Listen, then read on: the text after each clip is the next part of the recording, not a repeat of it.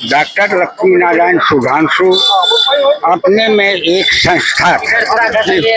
वे जितने साहित्य के क्षेत्र में जितना काम उन्होंने किया, संगीत और नृत्य के क्षेत्र में भी उन्होंने काम किया और कला भवन की स्थापना अपने बलबूते किया। शिक्षा के लिए उन्होंने पूर्णिया कॉलेज खोला तो रूपसपुर में हाई स्कूल खोला ताकि गरीब बच्चे भी पढ़ सके।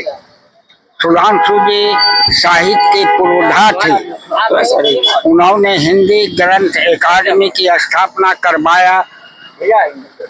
वे एक अच्छे राजनेता थे जो दलित के मसीहा थे जी। और ऐसे पुरोधा का आज श्रद्धांजलि देने के लिए हम आए हैं।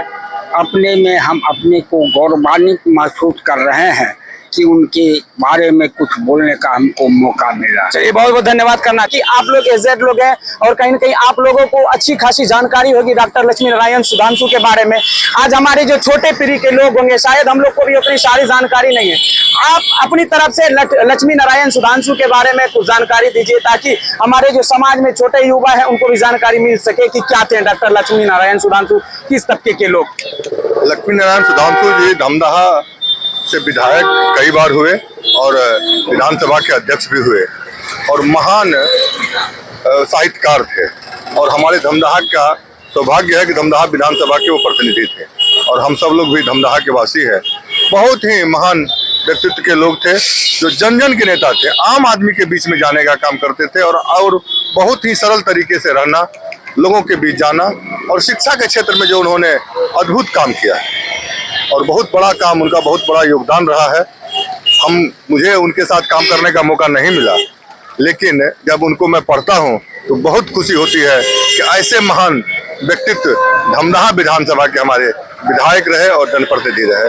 इसके लिए मैं अपने आप को सौभाग्यशाली मानता हूँ। अच्छा बताएं, आज पूर्णिया सांसद राजेश रंजन उर्फ पप्पू यादव जी भी यहाँ पर इस पुण्यतिथि में पधारे। आज कहीं न कहीं उन्होंने जो बातें की है, कहीं न कहीं जो कि हमारे पीढ़ी के लोग भूल चुके होंगे, लेकिन उन्होंने जो बहुत ही बड़ी फैसले लिए हैं, अपनी तरफ से बड़ा नाम देने का प्रयास करें। क्या लग रहा है सांसद जी की ओर से जो है कि क्या इस तरीके का अगर नाम पड़ जाएगा, क्या एक माहौल बन जाएगा, लोग उसको भूल नहीं पाएंगे।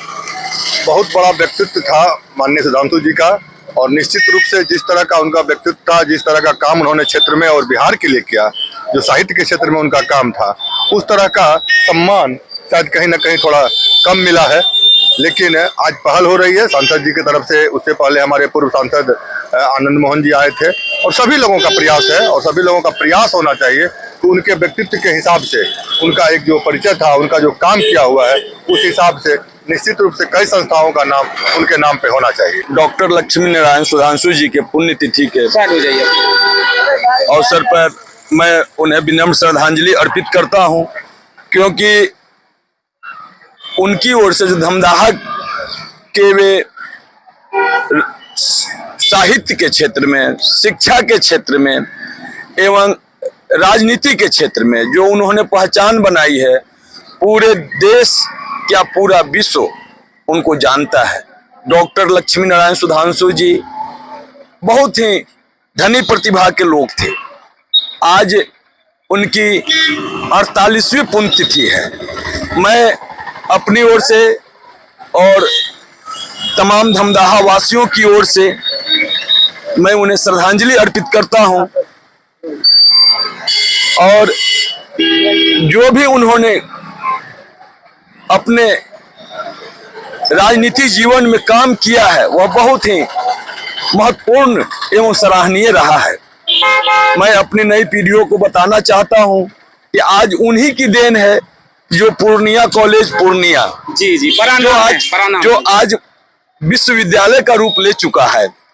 कला भवन पूर्णिया कला भवन, पूर्णिया नाट्य कला परिषद और चंदवा, रूपसपुर चंदवा जो उन्होंने अपनी जमीन दे करके हाई स्कूल बनवाया है।